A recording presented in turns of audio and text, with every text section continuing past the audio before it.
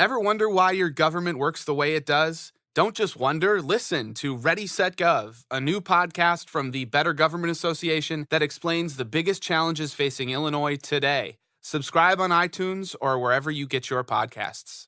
This is episode 47 of Alternative Facts Chicago. We are back after a long Memorial Day weekend. A lot's happened. We got a lot to discuss. This is B-Hun with B-Chan. We're back again. How are you today? I'm good. I have to tell the people we had to start recording the first time because B-Hun introduced me and then said, "How are you, sir?" He didn't want to keep it, but it was too funny. But I'm good, B. I know I'm still not home. I'm still in Florida, and you are still in Detroit, aren't you? Yeah, I'm still here. I'm here for the week. I have to go to Lansing on Saturday for an engagement party, and then right to Chicago first thing Sunday morning for an event, obviously Wing Out Chicago, that we're going to talk about here in a minute. So it's been a crazy couple weeks. Tour will be over. Can't wait to be back in Chicago. Miss that city, and my voice has been shot. Like, it actually feels a little bit better today, but what a hell of a weekend I had at Movement. So I'll talk about that soon, but my voice was done. Good thing we didn't record yesterday because my voice would have been in trouble. Or you would have just had to listen, and I could have done all the talking. Do you think the fans would want to listen to you, only you, for a full hour? I mean, I kind of do. I think that they might like it, but we'll never know because you won't let it happen. So Hey, I'm glad we your can ask voice the is fans. back. We'll see what they want to do.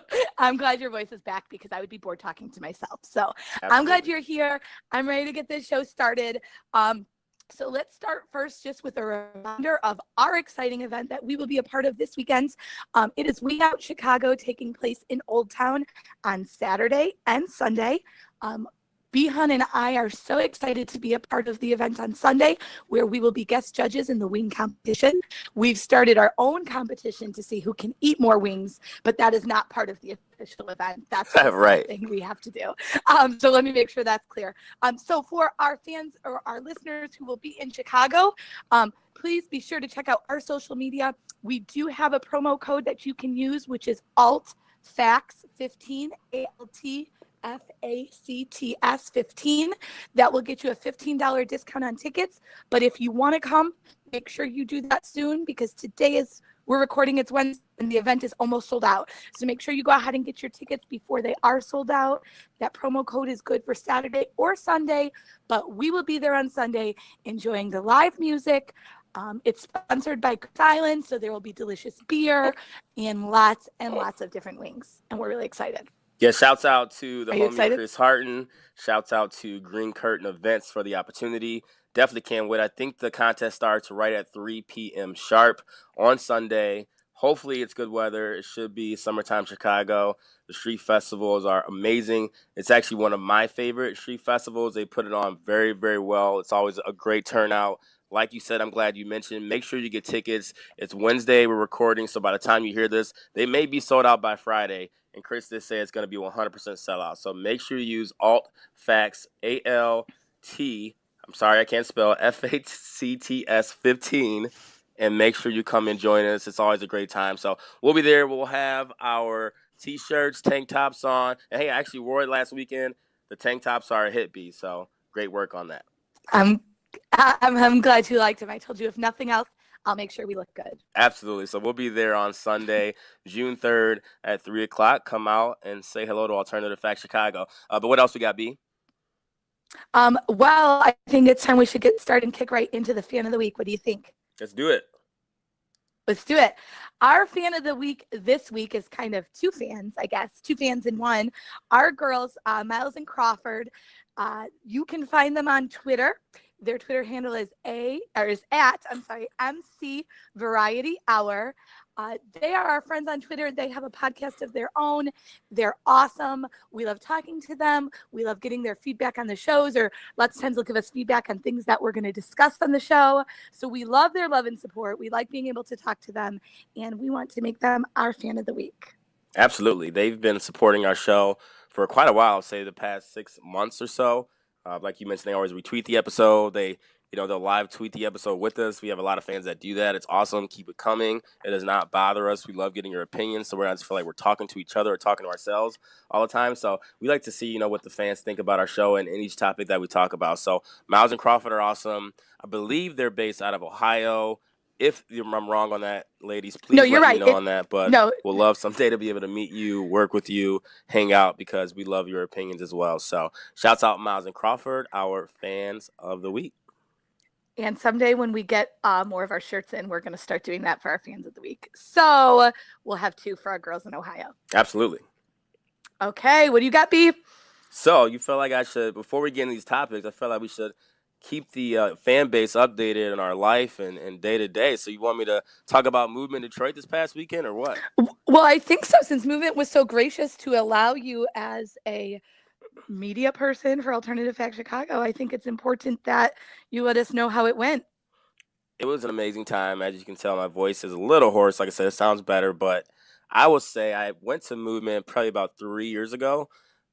And the progress that the festival overall has made from there to now, present date, has been amazing. It was a great crowd. The thing I love about festival crowds is that everyone is just so friendly, approachable. You can talk to any and everyone. They'll share their drinks with you, whatever. It just doesn't really matter. It's just always a great time. So very thankful for that. The weather held up. It was amazing. It was hot. High 80s, low 90s all weekend. The thing about the festival, it's in Hart Plaza of downtown Detroit. So if you've never been to Detroit, it's right downtown, near Cobo Hall as well. You can get around the festival very, very easily. I think there was 4 or 5 stages, all pretty close to each other, so you can maneuver around the entire fest pretty easy. It was busy, crowded, but not overcrowded. So essentially anywhere you wanted to go on every single stage, you can go as well too. They had a media lounge in the back between like the 2 main stages, the Red Bull stage and then the main stage as well too. So easy to maneuver back there, get drinks, hang out. Saw a couple homies of mine. Saw DJ Rock City on Sunday. What's up, Rock City? Always a good dude. One of the best Chicago DJs there are out there. So make sure you go see him when he's out if you ever hear the name DJ Rock City. So I will say overall the best sets on Friday, I would say, would be Claude Von Stroke. He did a great job. Dubfire on Saturday was an amazing job too. And then Sunday, being able to see Diplo live, like up close and personal in Detroit, that type of setting is surreal. It was awesome. Played a different type of a set than he normally plays, but the fact that he can do that, he nailed it. It was sweet. And of course, I'm sure you're here. You're here to hear about Wu-Tang, right? I'm sure you're ready for my recap on that one, B. I actually don't want to hear it all. I'm still really upset, but go ahead. I'm sure I know you've been giving me crap for the last week that you couldn't be there for it. That's right. I'm really mad. Method Man's my guy. He nailed it. The funny part about Wu-Tang is when they're on stage, there's about 15 other dudes on stage with them, all with microphones. So imagine an hour set of a bunch of dudes yelling with microphones. You don't know who's who up there. But it was funny. It was awesome. You could always, tell Method Man, where he's at. They did a great job. The city of Detroit welcomed them with open arms. They knew almost every song. They rocked with them as well, too. So I thought it was overall a great event. Like I say, Movement. They've improved their festival a lot. It's gotten bigger and better. The whole setting, all the stages are well put together. The lighting at night was well put together. Like I said, you can see from any stage that you were at. Just all around great vibes. So thanks, like I said, once again to Movement for allowing Alternative Fact Chicago to be out there to cover the event. We'll definitely back for future years as well, too. And it's just great to see the city of Detroit actually has their own staple, festival, whether it's techno or any genre, doesn't really matter. But they're known for that, and it's gotten much better. So I'm proud to say I'm originally from Detroit and actually got to participate and be there. So you'll have to come with us next time, B. If I get the invite, I will be there. Well, if you're not always in Florida or Disney or California or just traveling somewhere, you can come. All right, it's a deal. Absolutely. So, yeah, if you've never been to Movement, definitely check it out. It's always on Memorial Day weekend. They'll definitely have it next year and years after that. They're getting bigger and better acts. So, like I said, for those that like that scene and love that type of music, it's always a great festival to go to. Awesome. Well, speaking of festivals, do we have some exciting news about our very own festival in Chicago? B? Absolutely. And this is probably one of my favorite festivals of the year outside of Lollapalooza. For those that haven't been to Chicago, they have Spring Awakening, which is probably or one of, outside of like EDC Vegas, one of the biggest pure house music festivals that they have around the country. So they've had it in Chicago for many years. This year is still at Adams Middle Park. And we are proud to announce that, we'll be working with and partnering with Spring Awakening to cover the event as well. So we'll definitely be there. Definitely going to be trying to set up a couple of artist interviews for this one since it is Chicago. Definitely think it's important to interview, and we'll definitely post it on our show as well too, or all of our sites as well. So I'll definitely be working on that. We'll get you more announcements and information soon. But I did one out today for those that go. It's huge in Chicago. Everyone goes. That 3-day general admission tickets are almost sold out. They're only $239. You can go on their website at springawakeningfestival.com to purchase tickets. You can also get single-day tickets, I think, for around $89 or less than $100. So not too bad. It's Friday, Saturday, and Sunday. All the biggest EDM artists, all the who's who of EDM will be there. Tiesto, Steve Aoki, Afrojack, Hartwell, Dead Mouse will be there. Chicago's own Cascade will be headlining Sunday night. It's always an amazing event. Make sure you come out and join us. Alternative Facts Chicago will also be in the building. We do have other festivals that will be in the building for later this year. It's going to be a busy summer for us. But I think for now, I think we should get ready for Spring Awake. It's actually coming up very soon, so very excited to be there as well. Yeah, it's going to be awesome. Before we move on to our topics, because we got some topics, should we plug our social media, B? Let's do it. Let's give them yours first. What's your social media? You can find me on Twitter and on Instagram at Starbright312. And myself is Beyond1984. Twitter. No smart comment. No, not today. I feel the people know that you need to change that damn name. So until you do, it's no point saying it anymore. I was waiting. I didn't anticipate. Okay, sorry. So I start again with yours. Go ahead. I was gonna spare you this time, just for this week alone. So mine is Beyond1984. Twitter is AFAX Chicago. And then Instagram and Facebook is Alternative Facts Chicago. We are announcing another sponsor very, very soon. Be on the lookout for that. You can always email us sponsorship ideas at alternativefactschicago@gmail.com. Also, if you have questions for our show B&B Your Business, which is coming back this episode, so be on the lookout later for that. You can email us alternativefactschicago@gmail.com. And also, please, if you have not left a review on our iTunes yet, what are you waiting for? Rate us, review us. Let us know how great our show is, because that's the growing trend, so you might as well let the people know it. So make sure you do it. It's very, very important. That only helps us. All right. So now that is all out of the way, should we get into the only thing anyone wants to talk about today? And I feel like everyone has to know our top story, or they've been living under a rock, right? Or they've been living under a rock, probably. So as we all heard and knew and were anticipating, that Pusha T was putting out an album last Friday, which of course was after we recorded our last episode. So we hadn't talked about it at all. After his album dropped, it was like midnight, Thursday night into Friday, and by Friday morning, everyone had listened 17 times and had an opinion on it. By that night, in the course of the album, as we know, that there was a track called Infrared that was deemed to be somewhat of a diss track towards Drake. By Friday night, Drake had responded with a track of his own aimed at Pusha T with the quickness. With the quickness. With the quickness. Do you want to talk about that before then we continue on with what's happened, like real quick, or no? Do you just want to get into the whole thing? Absolutely. Yeah. Okay. So, which may or may not be a surprise to anyone, I did not listen to Pusha T album. I refused to listen to it as part of my Kanye boycott.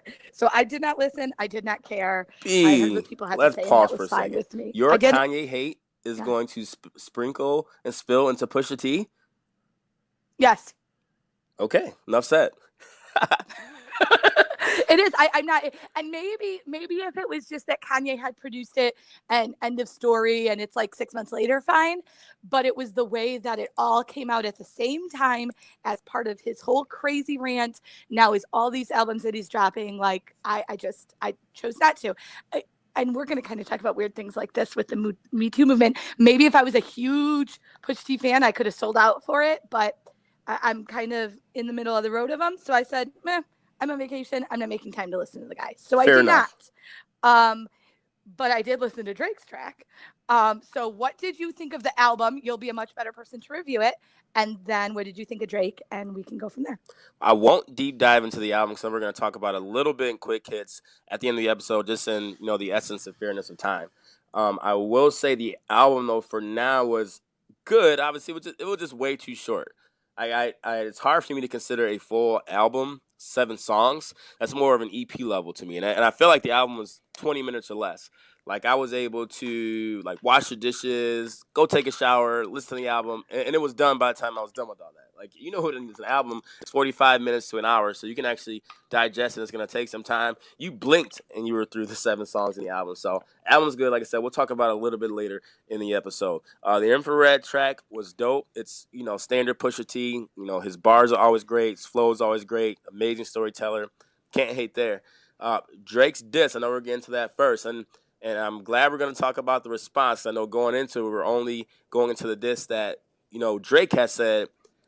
I thought, obviously, it's not Ether level. And I don't think Drake even wanted it to be Ether level. You could tell this was just going to be a tease because specifically in the song, he said, your demise will be televised. Like, he's going to be going at this all summer long. So this is just the opening of it. I thought it was a good job. You know, I love the fact that he came on. He sighed. Like, the dude sighed at the beginning of the song. Who sighs at the beginning of a song? It's like a teacher at a parent-teacher conferences, like when they're yelling at the kid coming in because, you know, the math teacher's like, I'm just fed up with this. Like, you know, that's kind of how Drake approached the song. And he essentially just talked to him with big words, like very articulate.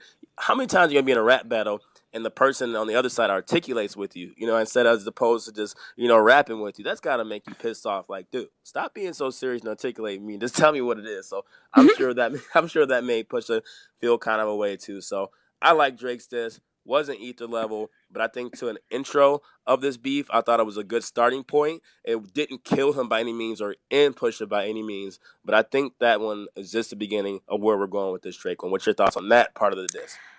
I agree. I thought the biggest or the most impressive part of it was the timing, how quickly he came back with it, and how quickly he came back with something that was pretty legit. So I thought that was impressive. I thought him kind of questioning Pusha T's kind of his whole persona as this drug dealer out of Virginia, like him kind of questioning how legit that was kind of like a good blow to him, in my opinion. Yep. And I thought the way that Drake used it as an opportunity to take shots at Kanye's guy Virgil, who went on to become the menswear director for Louis Vuitton, kind of hinting that Kanye couldn't have people around that he thought would be more successful than him. Yep. I thought that was a really good blow that Drake delivered. So I thought it was good. And on top of it, you know what? It was what Drake was. It was a song that you listened to that you could have heard on the radio. And that's what Drake does. He's a marketing genius. And so he's found a way to find a lane between kind of the hip hop and the pop and really mainstream and make a lot of money doing it. And I think that's what he did. It was like a diss track that was like a bop at the same time. Absolutely. And if that's not Drake, I don't know what is. So when I heard that Friday, I was like, all right. And I really, like we've said this before, and I think I'm this way with a lot of artists, like I'm not like I can take or leave Drake. It depends on the song. Like I'm not. So I think I'm objective when it comes to him. And so yeah, like I like some of his stuff, and I listened. I was like, all right, yeah, that was dope. On your side, yeah, okay. And then before you get off of that, unfortunately, before you hop off of that, unfortunately, you know, after that song drop, he dropped a song right after called "I'm Upset," which was terrible. I don't know why he decided to release that. He could have saved that. And that hopefully that won't make the album, because that'll just be an album filler song. But that wasn't good at all. It was terrible. It was terrible. Yeah, it just wasn't good. I'm like, maybe they hit the send button by mistake and it wasn't supposed to go out, or what? Yeah, no, I have to agree with you, because I did see when that came out and I listened to it, and I was shocked. I really was shocked, because it was just downright bad. Just bad. And Drake is the king of marketing. He's always 2 steps ahead. Clearly, though, I will say, he had a tip that song, the Infrared song, was coming out. Like, I don't think he heard about it Friday morning and was released by Friday night. Like, he might have got tipped off about it, you know, a couple days before. So I think he was ready for this moment. But, you know, he's the king of just marketing and timing. Like, he always does this very well. And I'm glad you mentioned this, too. The biggest indictment is on him and Kanye West. Like, over their career, yeah, they've had, you know, songs here and there together, but he really threw some jabs at Kanye West that led me to believe they may just really not be that cool. And you know, for Pusha to get to put Kanye in and vice versa, is Kanye West going to have to respond now? Like, you know, he loves feuds and moments like this, so the fact that he's putting Kanye into this, I think Kanye may get added into this beef as well. I hope he does. I think it'd be awesome. And supposedly Kanye's album drops Friday if it gets released. So what if he has some bars for Drake this Friday? Wouldn't that be nuts? Wouldn't that be nice if Drake responds again, which kind of leads us to where we want to go with this, right? So yesterday no one's expecting it. In fact, the Drake stuff kind of died down. I think after Friday, people were like, when's Pusha going to respond? Is he going to respond? How's he going to respond? And like nothing, here he is, right? So Right. the song drops. I was talking to B on text message about something completely altogether different. And I saw it and I listened and he was busy doing whatever. And I was like, a secret baby. And he's like, what are you talking about? And I'm like, this song is a secret baby. And he thought I was texting the wrong person. Yep. So let's get into this Pusha response. What happened? First of all, from this response, now you were baby. saying if Drake responds, Drake has to respond.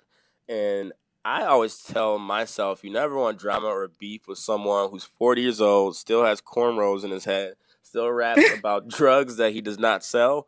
You know you're dealing with the guy that has nothing to lose. You are dealing with the guy in Pusha T that's been waiting for this beef since 2011, 2012 with his Exodus song, Infrared, just his little jabs here and there. He's been waiting for this day. He has nothing to lose. And when you're in a rap battle, all bets are off. I know people on social media have said, within the song, I'm sorry, if you have not listened to the song, please go find it. It's all over social media. I don't know the name of the song right now, but I'm sure you can find it. And you can. Pusha T's is Adidon, which is going to be, I think it's Adidon. It's going to be Drake's line with Adidas, which I'll get into because Pusha was talking about this on the Breakfast Club. Yep. So his line with Adidas is going to be called Adidon. Gotcha. So that's where it came from. Yes, I believe so. Okay, you're probably right. I'll take your word for it. Make sure you listen to the song, and it'll provide some context. But Pusha went very, very disrespectful, very personal. And when you're bringing kids, potential kids, or they're saying, or alleged kids into the mix, and you're talking about people's kids, it's almost fighting term. That's like, all right, this is different than rap beef. I got to call you. We got to talk about this. We got to meet up, and we got to figure this out. Because now it's getting like very disrespectful and very personal. And that's what I'm saying when you're dealing with a guy like Pusha T. He has nothing to lose. Like, yeah, he's a big artist, but he doesn't care about the mainstream stuff. He's just about rapping. He doesn't care about all of that. So there is no line that he won't cross. And you can tell with the first song, even then, like he said at the end, he's just peeling back layers of the song or peeling back layers of this beef and what's going on. This is really only the beginning. And I'm glad that he dropped it like just after the weekend. I felt my prediction was he was going to drop it on Memorial Day, but he dropped it just a day after. It's great marketing, let people get through the weekend, and then bam, right back to the drama. So I think it was a good warm-up. People that are hating and saying it wasn't good, those are all just Drake fans. Those are all really people that actually really know. So you got to admit that was a good diss, and it was very disrespectful, very personal, and I love it. I'm strapped in, ready to go. Who doesn't love a good rap beef? What's your thoughts? I agree. I was shocked. So from as it started, and Pusha's like knocking on Drake not being black enough, and commenting about his dad. I know your favorite part, his dad, Steve Harvey Seuss, and his mom, like going after his parents. It was like, okay.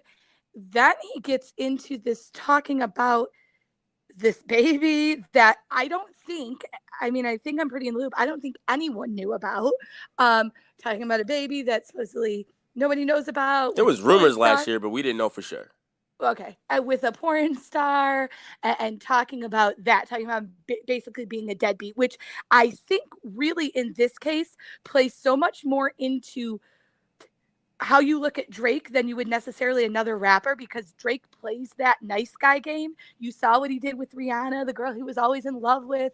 And that's part of Drake's angle, this nice for what, this appealing to ladies, all this stuff. It is kind of trying to look like he still has some sort of hip hop credibility, but appealing to women in a way like he's the nice guy. So I think going that angle and taking it, looking at it like, yeah, but this man's a deadbeat dad, like, that's crazy. Then going in on his Drake's producer who has MS, talking about him that he's almost that's dead. far. That's crossed the line. But when you're in rap beefs, no lines are crossed. I was going to say, because this is the thing, because that's my thought at first was, whoa, like, and then I think about it, and like you said, no lines are crossed. Like, there is no crossing a line. We can go back, to the 90s and 2000s and talk about the things that were said that you were just used to it because that's what was happening with rap beef. But how about Drake talking about Kid Cudi's mental health?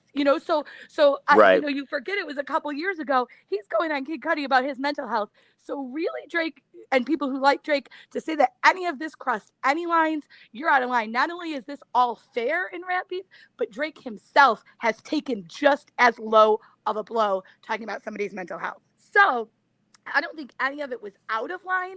I don't know how Drake will respond. I said on Twitter earlier, if he doesn't respond over the beat from Grindin', then he might as well not even respond. But I think the way that Drake has to go with this, because the only angle he has on Pusha at all is his success, right? So rappers, anybody gets into the game because they want to be successful, they want to make money, and that's what Drake has on him. So if he chooses to keep it personal, I don't think he stands a chance to come out ahead. If he wants to keep it focused on career and album sales and success and money, that's the only thing he has on Pusha. So if I were advising him, I would think he has to take it that route.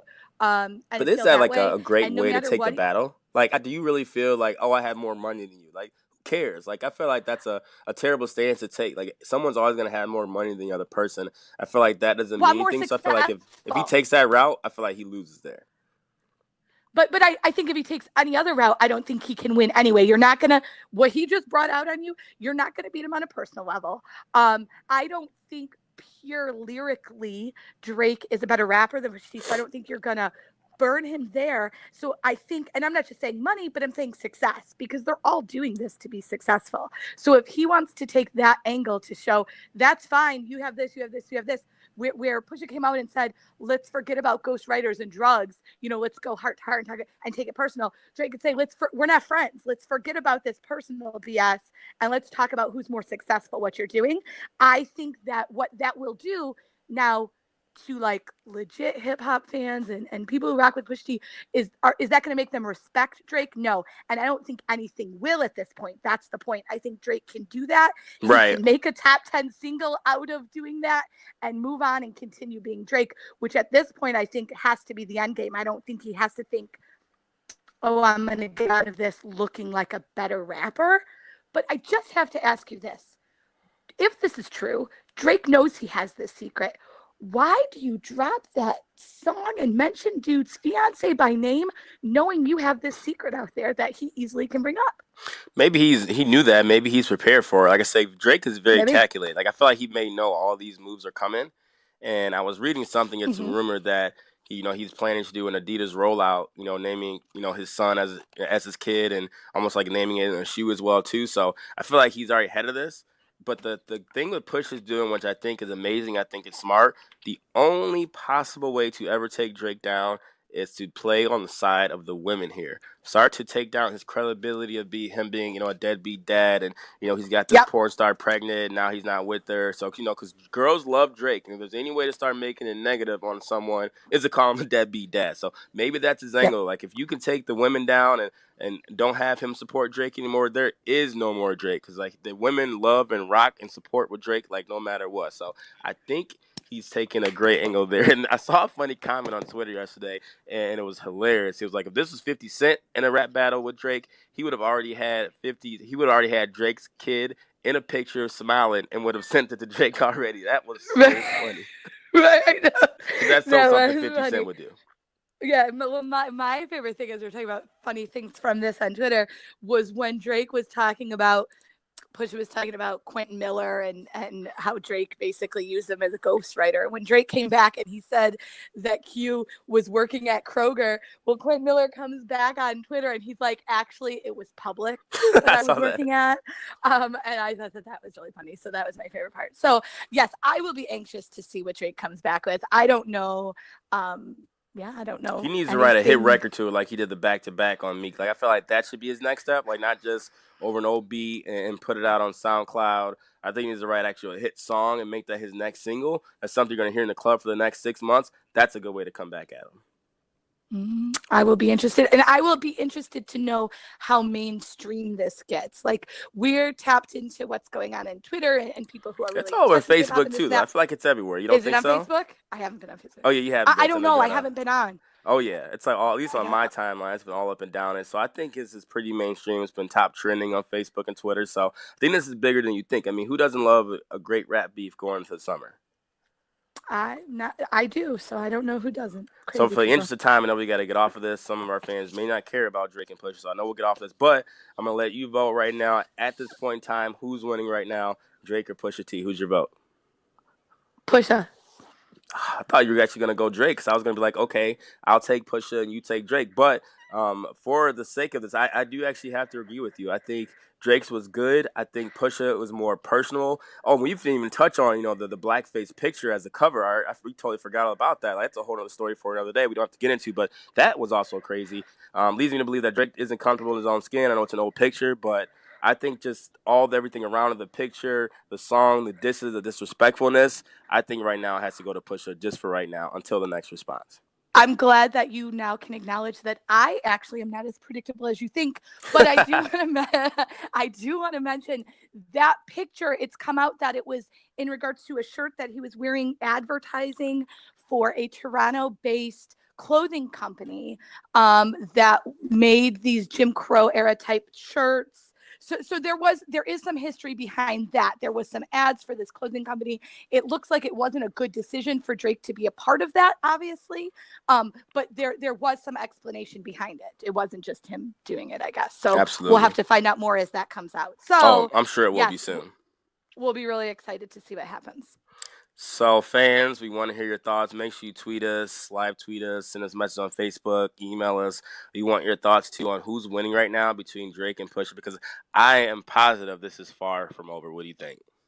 I think so, too. I think we'll be touching back on it, maybe in quick hits, maybe not, maybe in longer hits for the rest of the summer, which is kind of exciting. Absolutely. So let's move on. But before we do that, let's pay some bills real quick. This portion of the podcast is sponsored by the Wrigley Report. Cubs fans, if you are looking for the latest Wrigley renovations, updates, team news, player analysis, and overall Cubs news, look no further than Wrigley Report, your number one source for all Chicago Cub news. Find us on Facebook, Instagram, and Twitter on the handle at Wrigley Report. Love the Chicago Cubs. Hope they make it back to the playoffs. Shouts out to the homie Jason for setting this up for us. He's a good dude. So we'll definitely be in talks and maybe do an event with him this summer as well. Can't wait. All right. Now, oh, man, I can't wait to talk about this one, because it was time to get Roseanne out of the paint, get her up out of here. And Lord knows, it only took her half of her own season to do it. What was she thinking? She wasn't thinking. Well, she says she was on sleeping pills, which is now going to be my excuse for everything that I do.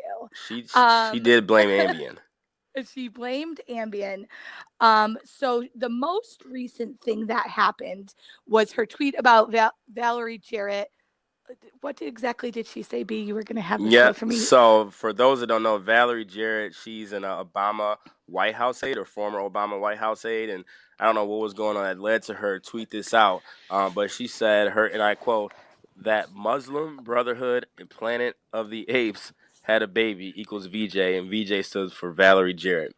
And I don't know why she thought that'd be cool to put out and tweet and think people are going to laugh about it, but obviously she did, and Lord help me, only took about a couple hours for not just her to get fired, her entire show got fired. Like, how pissed would you be if you're on that cast and you don't have a job right now because of her and her Ambien mistake? Her Ambien mistake. I would be pissed. Here's the thing, and this is where you're kind of towing a dangerous line. Her and her outrageous comments and crazy point of view have not been a secret to anyone. So ABC rolled the dice, bringing her show back, kind of knowing she's outspoken about some of this crazy stuff.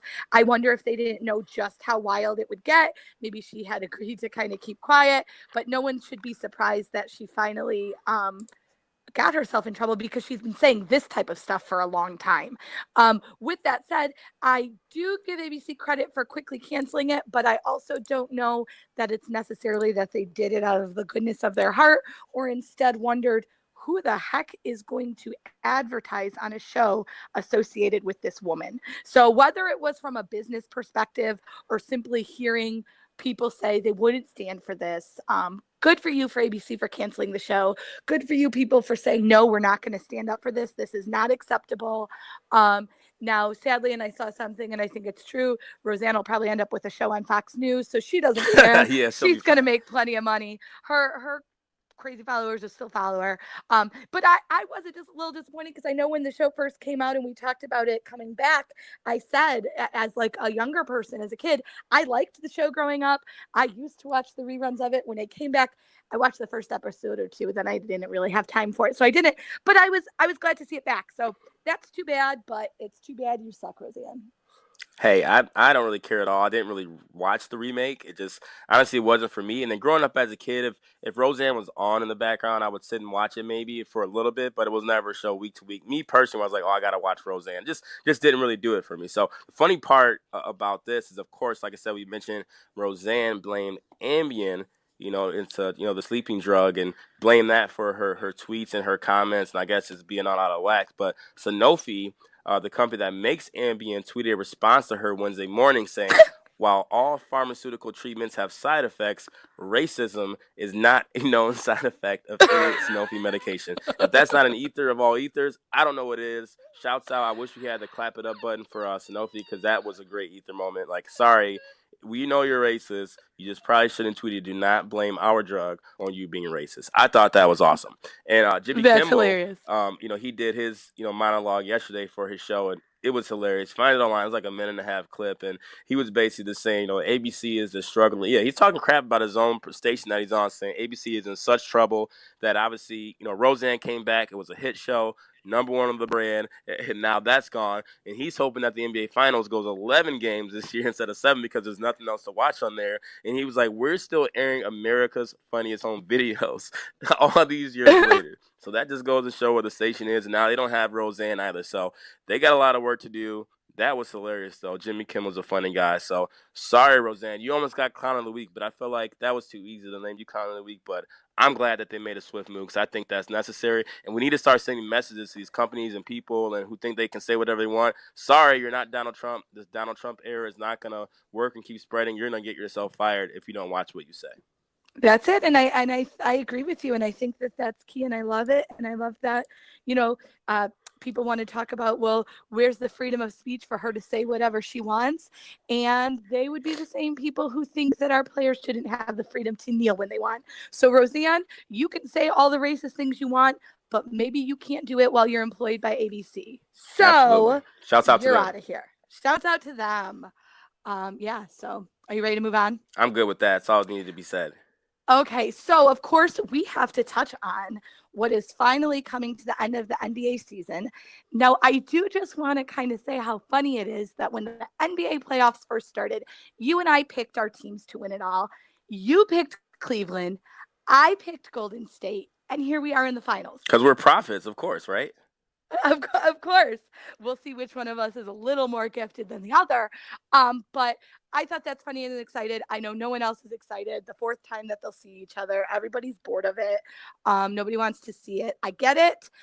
Do you think that Cleveland has a chance against Golden State? And do you buy into the idea that somehow refs played a part of this and the NBA is rigged? First of all, for all the fans saying they didn't want to see this series, did you really want to see Houston Rockets in the finals without a healthy Chris Paul? No, stop kidding yourself. Did you really want to see the Boston Celtics without their 2 best players in the NBA Finals?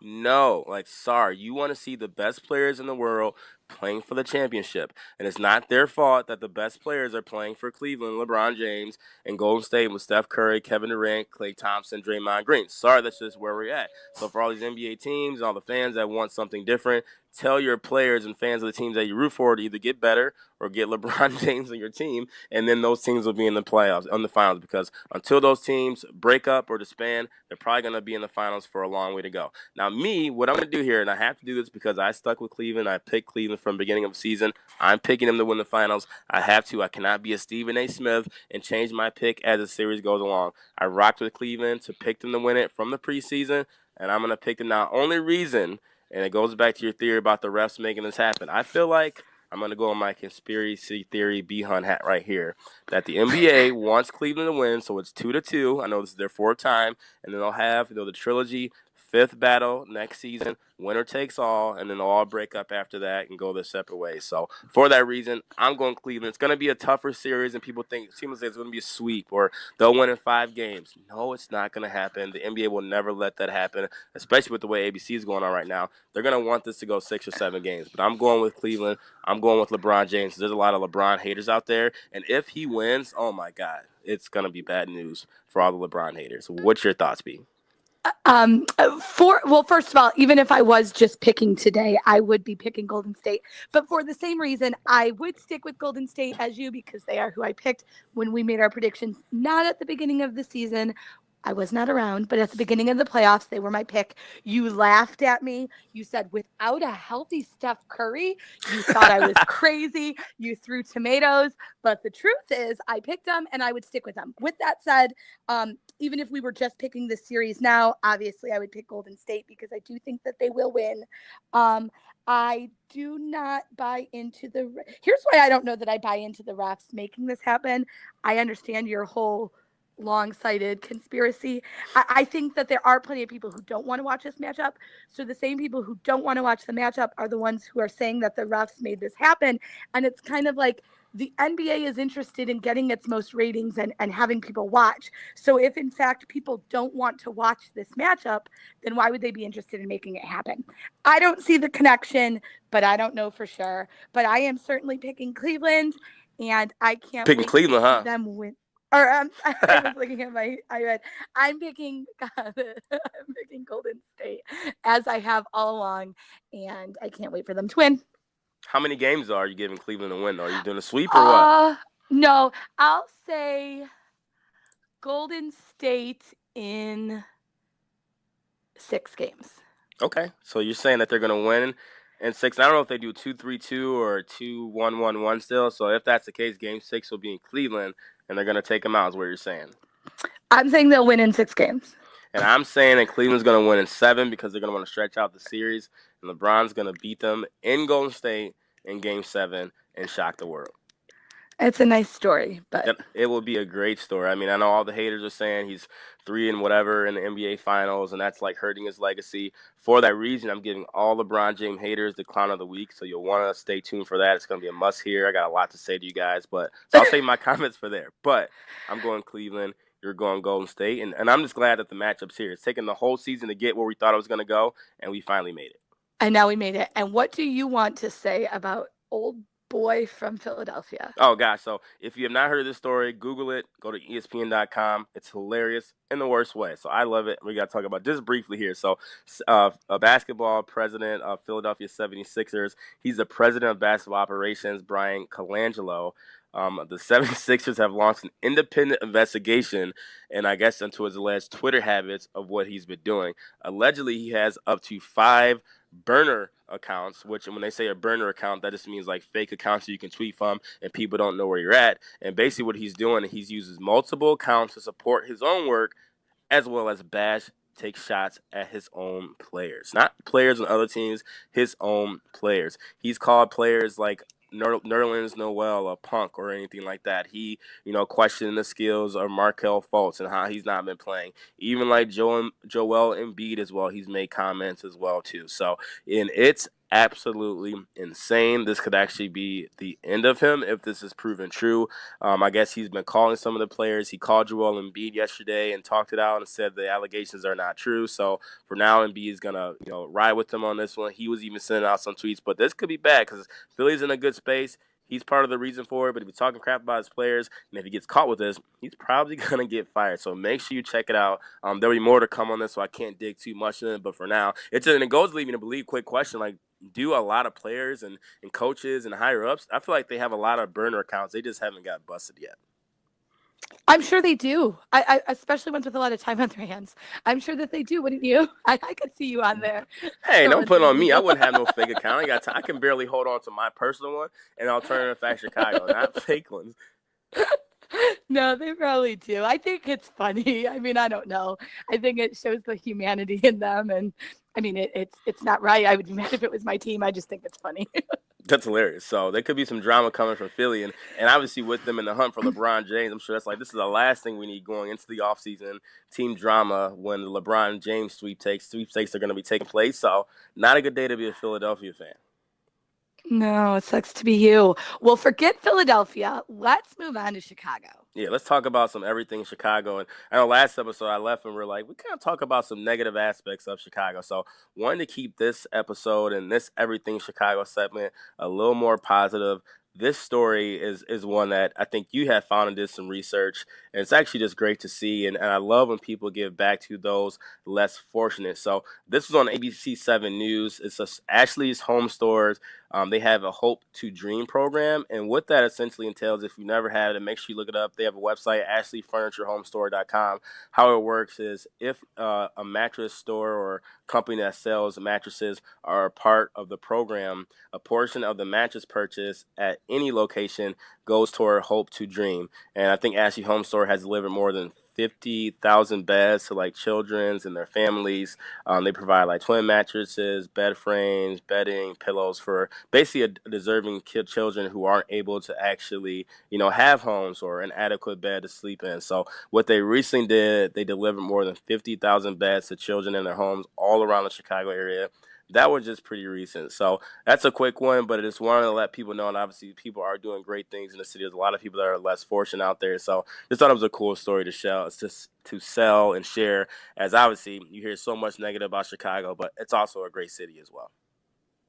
It is. That was awesome. That was why I wanted to talk about it.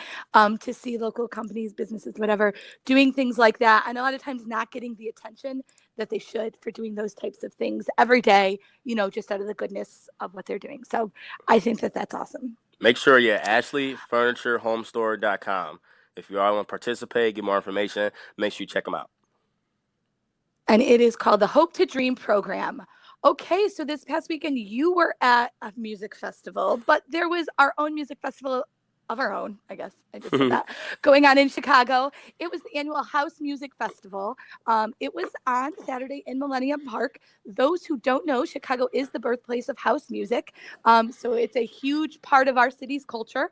And so the music festival happened in Millennium Park on Saturday. It was completely free, had dozens of DJs, and looked like it was an awesome time. It was beautiful weather in the city. Looked like everyone enjoyed it. And it was just an awesome thing that happened this past weekend. Yeah, I think Bobby actually, I think he was texting me saying he's going, and it's always an event. Like I said, it's free, Millennium Park. They do it every single year.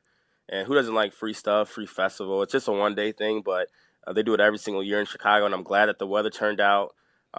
There was no crimes or incidents or anything that was reported after. So, and like I said, I love summertime. There's more people come out. There's just so much to do in the city, and this is always a staple. It's one of them. So if you're in Chicago next Memorial Day weekend or any time, make sure you check out the House Music Festival right in Millennium Park, and it's free of charge. Yes. So those are good things going on in Chicago. We wanted to touch on this story. We didn't want to get too much into it because there aren't a ton of details out yet. And it's not, the best story, but we had to talk about these children that were taken by ICE and are missing. So what has happened is the federal government has admitted that they've lost 1,475 migrant children that they were tasked with resettling in 2017. The Office of Refugee Resettlement, that they call ORR, has they assist a program, and I don't like the term, but the program's called Unaccompanied Alien Children Services. And basically, when those children are referred from Department of Homeland Security as they've been deported or their parents have been deported, they typically are within the custody of ORR for an average of 56 days. After that time, they're typically released to the custody of a sponsor, which is usually a close family member.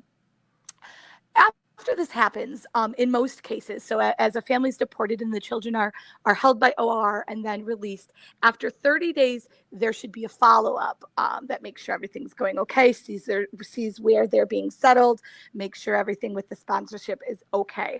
As of late 2017, when there was a follow-up in these unaccompanied children who had been deported, they found out that 1,417 were unaccounted for. Wow. They didn't know where they were. No one could explain where they went. Since then, the Department of Health and Human Services said that they interpret the federal law to say that they have no legal responsibility for children released from their care. So after we deport these people and we rip these children from their parents, we hold them separately. We release them to the sponsorship of a family member or someone else, who knows. And after we release them, we've determined that federal law says we are not responsible. Now, the issue could be with federal law, but any way you look at it, It's insane. What's most startling about this is the testimony that occurred before Congress was over a month ago. The information was released to some news media, but nothing really came out about it until last week. And just last week, it kind of started recirculating the story that found out that this is what's happened. So it's gaining some steam on social media, people looking for answers. Where are almost 1,500 children that we ripped from their parents' arms and don't know where they are? So and why it's do a you want to talk about this? Aren't there some missing well, from the Chicago area? Well, so these ones missing, not necessarily from Chicago. So on Wednesday or Thursday last week, I was already in Florida, but I was on social media, and there was a ton of information that ICE, Immigration Services, had been in the Fox Valley area. So those familiar with Chicago, Fox Valley being the western suburbs, St. Charles and Aurora, ICE had been out in the Fox Valley area, rounding people up, basically, going into places, going to people's homes, going to people's place of employment, and rounding up people who they believe to be undocumented. Wow. So this was happening this close to our home. And this is not a debate about illegal immigration. Should you come here the right way? Should you be here the wrong way? This doesn't even need to go into a debate about that. This goes into the fact that this is what's happening. So ICE was in our own community rounding people up. And what we know has happened as recently as late 2017, when they do that, if in Fox Valley they had taken in people with children, they then would have separated them, and no one knows that those children then are in safe care. Obviously, the concern is human trafficking, all kinds of terrifying things that happen when you lose 1,500 children into thin air. So it's concerning, it's sad, it's just disgusting. So we didn't want to weigh in it too much. We don't have a lot of details, and it's a terribly heartbreaking story, but we did want to mention it, did want to mention the connection to our own local neighborhood. So a big piece of that is making sure that people know their rights, that if ICE comes to their door, they don't have to let them in their house, and making sure those that you care about know what their rights are, because right now, no one really seems to care. So that's crazy. It's pretty sad that could actually happen, and these kids just getting taken. Like I said, I'm glad you mentioned that.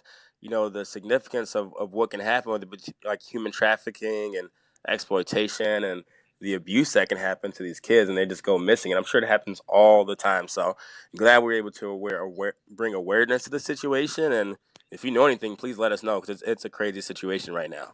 That's a lot of kids. So if you're on social media, follow it.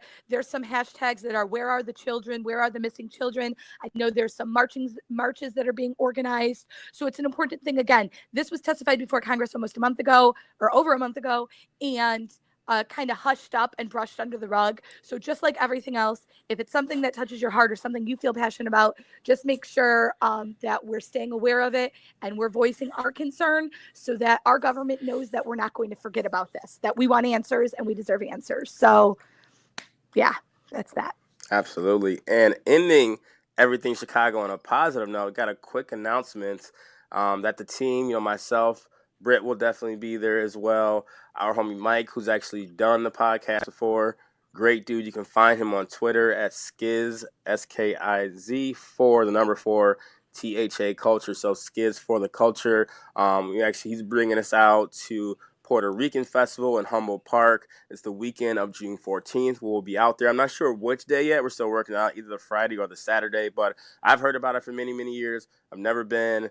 It's just a part of Chicago that is big, and it's just something I've never experienced. So glad we got the invite. We'll definitely be out there for it, and I'm excited that Mike actually invited us to it. So we'll get more details for you then as soon as we have them as well. But we just want to be out in the streets as much this summer, talking to everyone, talking to fans, getting to know more people in the city. So we'll be out there as well. So anything you want to add on that, B? No, I'm just so excited, and I wanted to thank Mike too for including us, for inviting us, and really kind of showing us his culture. I don't think you're Puerto Rican. I'm not Puerto Rican. No. And so to have someone who wants to immerse us in their culture and teach us about them is really exciting. It's something that I love. I love learning about things like that and being a part of it. So going there with him, we really appreciate the invite, and we're really excited. We're also going to be, and I almost forgot about this, we're actually going to be on the Flip podcast with the D and Davis show. Amazing guys. They were guests on our live podcast here recently. We're going to be on the Flip podcast that they do on their next week's episode too. So be on the lookout for that. We got a lot going on, B. We're really busy these days. We are really busy. Yes, we will be recording that with them on Tuesday. So I think their show drops on Wednesday. So before you even hear us again, look out for the D and Davis Flip podcast. We will be on there with them. I am really excited about that. The first time I met them was at our live show at the Beat Kitchen. They did it as our guest. They are awesome guys. They're so much fun. I'm really excited to do the show with them. And I have one of their t-shirts. So I have to decide if I'm wearing our t-shirt or their t-shirt to go see them. Someone on social I'll let you all media, know. Someone on social media was like, "You guys are really doing a lot," and I would think I responded from our name we didn't get in this game to just be players, and we're actually getting in to take it over. So we're gonna be any and everywhere. So you just gotta be able to keep up with us. We got a lot going on, but it's amazing to see. And you usually know if someone responds for alternative facts, like we came in to take over, then it probably was Behan and not me. You're the nice one. I'm just more upfront and blunt about it. You're like, "Oh, thank you," and all that. I'm like, "Yeah, we're the best. I know it. Now what?" So here we are. So moving on to our newest segment. Now, the second time we're doing it, we are really excited. We heard a lot of feedback, a lot of excitement over this segment. So we're excited to bring back Show B and B. He's the first B, I'm the second B. Your business. Yeah? Absolutely. So with this, we've had submissions with questions, things to discuss. We hope everyone will keep sending those things in. We'll be picking one every time we do it. As always, it's anonymous. We won't say who you are. You can tweet us. You can send in a DM on social media. You can email us your questions or topics you'd like us to discuss. So today, really appropriately, because we do so much on social media, we want to discuss the rules of social media and relationship etiquette. Is it mandatory to share your significant other on social media? B, what do you think? Absolutely not. It is not mandatory at all in my book. But what I've seen, and I'm glad I'm going to get your opinion too, since you are a woman, I've seen over the years that you can get in a lot of trouble from a male perspective if you're not bragging and talking about your girl on social media. You can even respond to a friend on social media that is a woman, and it might get you in trouble sometimes. And I've seen it on many occasions. It could be harmless. It could be anything. But what I will say to all the men, if you have a girlfriend and are DMing other girls or whatnot, sending messages, might not go so well if you get caught, so I would just refrain from it. But in regards to actually promoting like your significant other or saying you're in a relationship with so-and-so on Facebook or posting pictures on Facebook, Twitter, or Instagram, I don't think you have to do it. And here's why, especially with Facebook. I think the line of taking personal and what's fake life and real life is very blurred. Sometimes you just may not want that aspect shown all the time, and I'm okay with that.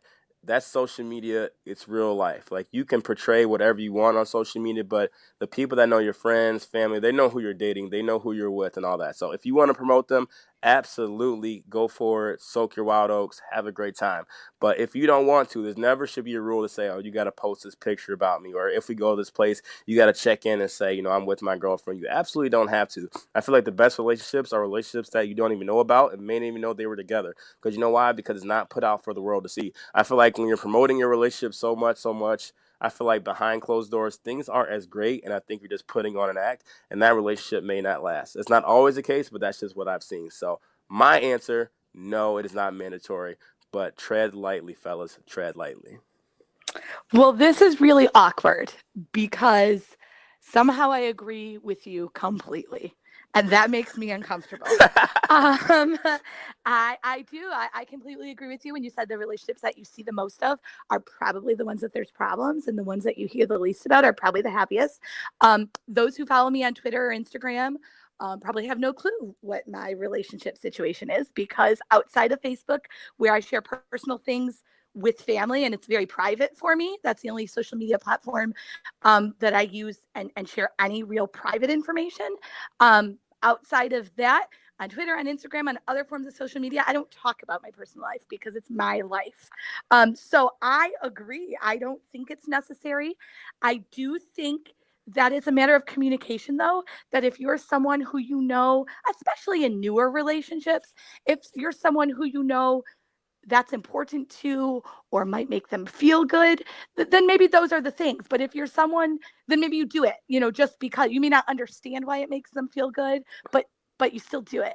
But I think if you're with someone who demands, and I think this is men and women both. So I know you want to put it on the ladies, but I think there's equally as many men out there who will say, you better put me in your Twitter bio, or you better do this, or you better do that. I'm not You're even right. joking. There are just as many men out there, especially if they have ladies who get some attention. So I think it's a matter of knowing that, but then at the same time, being with someone that you understand. If this is someone who doesn't want to put you out there for the world to see, and that's something that's important to you, you might be so different. This might not be okay, because maybe you're a very public person and they're a very private person, or maybe they're insecure. So I don't know. I think it goes with the basis of the relationship to know the person you're with and know if that's something that you can accept about them. But at the same time, certainly no rule, certainly no must. Yeah, and stop oversharing. Like, seriously, stop oversharing on social media, I agree. because nobody cares. I Nobody agree. cares. Honestly, and I don't want to sound like a jackass, I feel like sometimes seeing that too much, it makes me cringe. Like I mentioned before, I feel like if you're oversharing or over-promoting your relationship and, oh, I'm in love and this, that, and the other, most of the relationships that I've seen like that, they aren't together these days. So I feel like this is a bad omen, a bad sign, and you're really hiding what's really going on. So don't overshare. You can share the person you're in love with. That's great. Just don't do it too much. And all the kissy, it's just too much. It's overbearing, and no one wants to see that. No one wants to see it. It's unnecessary. But with that said, I love love. So if you're out there and you're just posting things because it makes you happy, then God bless you and do it and let me see it. But you can normally tell the ones that are not for that reason, and then don't take yourself so seriously. That's all. Absolutely. Let us know your thoughts, though, fans, on this question. Is it mandatory to share your significant other? Let us know on Facebook. We want to get your thoughts, too. So that's always the one you got to tread lightly, and I can see both sides to it, but it's always good. It's a good, fun discussion to have.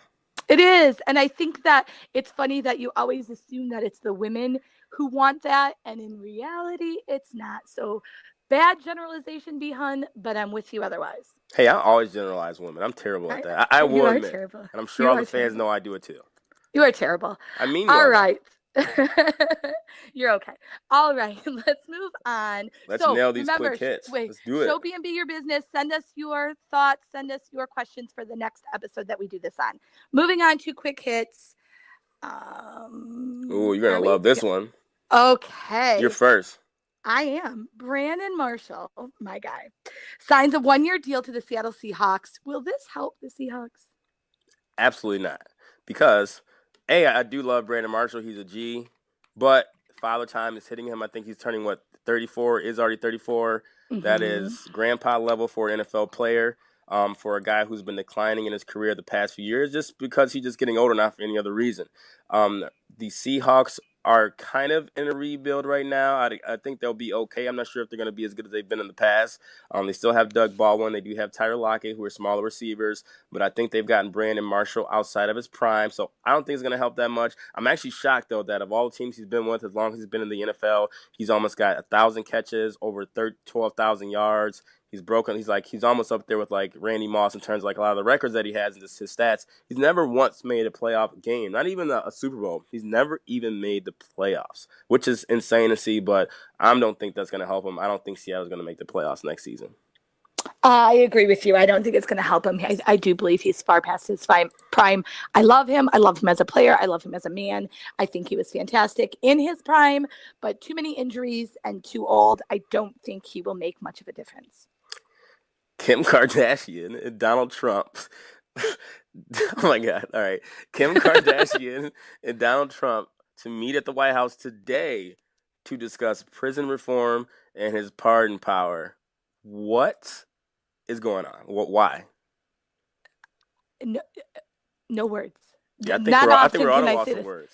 Yeah, we can just say that this is what's happening, but what is there to say? It's pure insanity. We're at a It's time where insanity. Kim Kardashian can go to the White House and discuss prison reform and questions. What the hell does she know? So I guess what she's really doing, I guess there's someone who's been serving a life sentence. I can't think of the name right now. Wants to pardon a woman who's been serving a life sentence without parole for a first-time offense. So he wants to like talk to him and see about getting this person out. But Kim Kardashian and Donald Trump, that just showed that's such a 2018 headline, if there ever was one, is that right there. Well, and I think that, I mean, you can give credit to your boy Kanye. He must have gotten her foot in the door for her. So, she is going to be the first lady soon when Kanye wins the presidency in 2020 or 2024. So maybe she's checking out the tour of her future home. Oh, we got to move on. There's nothing left. This is ridiculous. Morgan Freeman was accused of sexual assault. His attorney is now demanding that CNN recants their report. Is this going too far? Hey, man, he's 80 years old. Let's leave him be. The crazy part is, like, all these women are coming out of nowhere. I think it was over, like, 10 or 12. So they've been, like, colluding and coming up with, I don't know, like, all this stuff is just so far long ago. Like, who, and it's actually going to bleed into our next question, let that man live. If it really was such a big deal a long time ago, they would have been said something. Not in 2018 when the man is 80-something years old. These are the type of things that can make someone pass away when they're that old. They don't need that stress. Morgan Freeman is a legend. They're trying to take out Cosby too. Now they're going for him. Who's next? If I find out that Diddy's next and he gets taken out, I quit. I quit.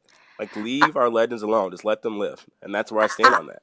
I wish you hadn't say they're trying to take out Cosby too. Cosby did this to himself. Morgan Freeman, different discussion because we have to wait to see if any facts come out at all. But Cosby, don't say that. That was the culture back then. There's millions of women who agree to it. But now 20 years later, now it bothered me and I'm affected. Oh, really? That guy's like 90 years old. Why are you trying to take out Cosby? But to drug and rape women was the culture? That raping them is a strong word to say. But go back, and I was even having this conversation with my mother. That's not her specifically, but that's just like the way things were, especially when we dealt with celebrities. They would party, they would do drugs, and then things would happen. And not like purposely doing it so you can rape them. That's a strong word. That's not what I'm saying. But that was the culture back then. Go talk to people who lived that time frame. I promise you that's what was going on. So it's like now all of a sudden 20 years later, I'm scarred. I'm going to save you from yourself. We have to move on. We cannot discuss Bill Cosby if this is what you're saying, or we will not have any listeners left. Let that man live and die in peace. We will have no listeners left. I'm sorry that this happened to our listeners. Moving on. TheMorningConsult.com did a quite a large survey, I guess, and they reported that the Me Too movement has low impact on viewer decisions to watch those accused. Do you watch those accused any less than you would whether they're accused of Me Too or not? No, it depends on the situation. Like, I don't really think it would affect me personally. If I like them for, what they're on as an actor, they're not even playing their real self, I don't think that would really affect me. Like, if I still see the Cosby Show on, it was an amazing show, I still might watch it, not even knowing, what happened or affected the Cosby. Like I said, me personally doesn't affect me, but I know a lot of people it does. But that report that we saw, it sounds like it doesn't really affect the viewers. Like, they still support these guys. For example, with R. Kelly, like, his streaming numbers have tripled with all this going on. So clearly, these people don't care. But what's your thoughts? I kind of agree, and especially when you're just talking about those accused, like when it goes into situations of people who have either confessed or been convicted, those sorts of things, I think it's a little different if you start to look at someone in a different light, as I have Bill Cosby. But for the most part, these accusations that are being thrown around, I think are less likely to impact until you really see. And even then, as we were talking about, I was talking about Pusha T, which we'll lead into. But if it's someone you really love, you're probably less likely to really take a stance on it, because then it kind of takes away something you like. So we're kind of sellouts sometimes like that. So yeah. I know you're not going to be able to answer this one because you admitted that you haven't listened, but would you consider Pusha T's new album a classic?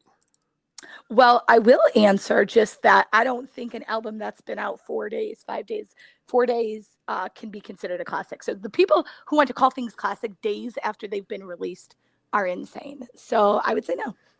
Yeah, they're being prisoners of the moment. I saw Diddy put up a post saying that Pusha T's new album was a classic, and other people. First of all, I don't think a 7-song album can be considered a classic. It's just not enough material. The album was very, very good.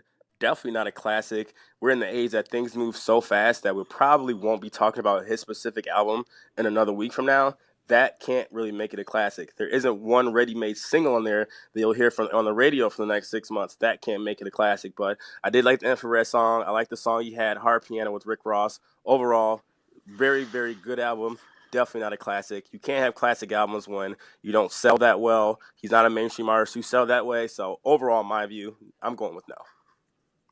And actually, just to mention this, I did see something that they were expecting A$AP Rocky's album that was getting much less attention and not even good reviews to stream and sell more than Pusha T anyway. So both were released on Friday. Nobody cared about A$AP Rocky. The people who listened said it wasn't any good, yet it's expected to sell more anyway. So absolutely. But first reason, because obviously he had 15 songs, so it'll get more streaming numbers. Two, A$AP Rocky's fan base is bigger. His core fan base just rocks him. Every album he does well, whether the quality is good or not. So I'm not surprised, and I fully expected that to happen too.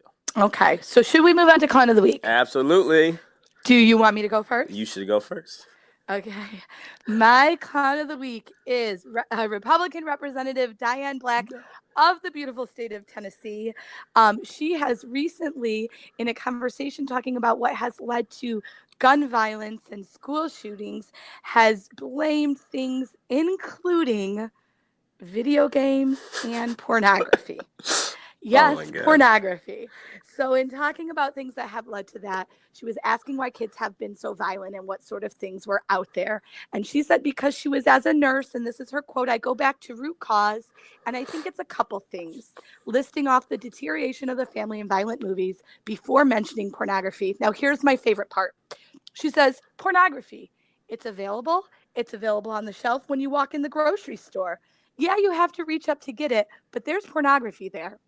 Now, I don't know what kind of grocery store Diane Black is shopping at, but I have yet to see pornography at my local grocery store. I am sure I would probably have to reach higher than the average person, but I still have never seen it.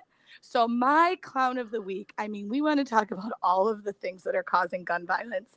And Diane Black of Tennessee, shout out to you. Absolutely. You hit it on the head. Pornography it is. That just doesn't make sense. That doesn't even correlate to fit anything that's going on. Who are these people that get in the office? I feel like we should run for something. Maybe in Tennessee. That was a good one, B. Okay, so what you got? My Clown of the Week goes to all the LeBron James haters. It is getting out of control, and I feel like after this season, we just need to stop. I will admit, years ago, in like his first 3 or 4 years, 5 years, I wasn't the biggest LeBron James fan, more so with the fact that obviously he was battling against the Detroit Pistons, kind of how when the Pistons used to face, the Bulls all the time. I didn't appreciate Michael Jordan's career. As LeBron James got older, the Pistons got trashed. LeBron just got more mature in his life. I was like, there's really no reason to hate on this guy. I mean, he's a family man. He's got a lot of money. He's great with his kids. Never been any incidents, drama, scandals, nothing. You never hear his name in anything negative. Just all positive. He gets back to his communities, gets back to Cleveland, gets back to Ohio. He's just an all-around great person. I'm like, why do people hate on this man? Now we're at the point now to where he's doing so well, all these Michael Jordan, LeBron debates come up, and that's all people talk about. First of all, people, the debate is so subjective. You can never debate something that there is no clear side. There is no winner or loser. It's all relative. It's all subjective. So why are we debating who's better? They can be 1A, 1B of all time for all I care. It's a silly argument, 2 different eras, and LeBron James is going to have like almost every single record possible. So you can't just say definitively that one is better than the other. But they're playing like that. It's like, oh, he's just not as good as Michael Jordan. So that's hating number one. Fast forward through all the 2018 playoffs. First of all, they were going to lose to the Indiana Pacers. That didn't happen. Then I heard people saying there's 0 chance he beats the Toronto Raptors. They're going to get swept, losing 5. Oh, they killed the Toronto Raptors. Then, of course, they're not even going to beat Boston, who doesn't have their 2 best players. 0. They're still going to lose. Oh, of course they beat him. Now that he's won and made it to the finals again, they're saying the storyline is, the Eastern Conference was the worst it's ever been. Of course, he should have made it because the Eastern Conference was so bad. But had he had lost to any of those teams, then he would have sucked for not making it to the finals. Now we've gotten to the point that he's made it to the finals, and the storyline is, LeBron James is 3-5 or 3-6 in NBA Finals, and if he loses this final, he can't be as good as Jordan because he doesn't win every single NBA Finals. People, you got to stop. Like, I feel like there's so much hate in your heart I think you're just going to die and not appreciate this man's career because you're too busy hating on the man. Let him live. Let him be great. Whether he wins or loses or not, it doesn't matter. You should just appreciate what LeBron James is doing in his career. It's something we'll probably never see again, never see in our generation. There isn't one player coming up right now that we can say is the next LeBron James in all of basketball that I know about. And if they do, I want to watch his videos. So we may not see this for a long time. Just appreciate what he's doing. Stop hating on the man and let him just be the person that he is because he's really transcending what basketball is. So sorry, LeBron James hater fans, you have to get the clown of the week. You're almost as mad at them as you were about the weather. Absolutely. It's just enough. Like, enough's enough sometimes. I'm with it. I'm with it. I'm not necessarily a LeBron fan, but I do think that the haters have to stop. It's kind of silly. I agree. Well, this was an amazing episode, B. I thought that was very informative. It was funny, and we're really rocking right now. That was a good episode. It was pretty good, especially on the road. I mean, it's kind of hard where our schedules are hectic. Hopefully everything sounds clear. I'm recording in a hotel. Behun's recording in a house that's not his. So hopefully everything's clear. But yeah, we made it happen again. And so we'll be glad next week to be back home and get back in our space. Absolutely. We got a lot going on. So we got the Flip podcast coming up, Spring Awakening coming up. We got another festival announcing that we're going to be participating into. Puerto Rican Fest is coming up too. We got Wing Out Chicago this Sunday. I can't forget about that. The number one podcast in Chicago. That's us, and we're going to be out and about. So I'm just amazed and glad to be part of it, and I am glad you're part of this team too as well, B. Thank you. Thank you for making me a part of the team. I appreciate it. And thank you to our listeners who have welcomed me, who have been awesome to me, who have given me feedback and helped me get better at doing this. And it has been such an awesome experience. And I know I always forget myself. You've only been doing this for a few months now, and to sound this good after only a short amount of time, it's pretty incredible to see. It's kind of magic. Absolutely. So I need to get out of here so quickly. I need to mention, of course, we're on Wild Dogs Radio every single Thursday at 7 o'clock Eastern. Our show is also hosted on 247liveculture.com as well, too. We already mentioned our social media, so no need to go over that again. But please, please, please, if you're not left a review on iTunes, please do so. I don't want to keep asking you. Just go ahead and do it. So anything else before we get out of here, B? Because I got to get the heck up out of here. Well, let's go. Everyone have a great week, and we look forward to coming back next week. Episode 48 is coming up. So once again, it's Alternative Facts Chicago, B-Hun and B-Chan, and we are out. Bye. Peace.